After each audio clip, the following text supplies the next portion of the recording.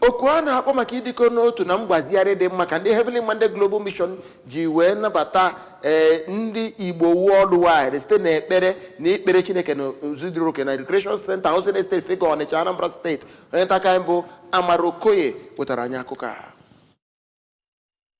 Ịnabata ndị bịara ya bụ mmemme, onye isi Heavenly Mandate Mission Solemn Assembly Most Reverend Mayor Mike Chukwudu kpọrọ ndị okenye, ndị ụkọchukwu, ndị na-achị obodo na ndị Igbo niile ka ha bịa n'ilu Chukwu n'obi umeala site n'ibu ọnụ na ịkwa akwa ka o wee mere ndị Igbo ebere.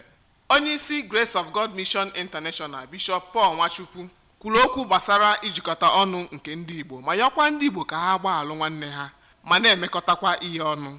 N'okwu ya, onye hụrụ ọhụ eji wee malite ya bụ ekpere Apostle Uju Okonkwo kwuru na ọhụ nke a bụ ka akpọkọta ndị Igbo ọnụ ka ha gbagharụ nwanne ha bịakwa n'ilu Chukwu chọọ ilu ya na ọ ga-emekwa ka Chukwu bịa chịa n'ala nke ndị Igbo. Ụmụ Chineke original ya bụrụ ndị mbịambịa ya bụrụ ndị obodo dị iche iche.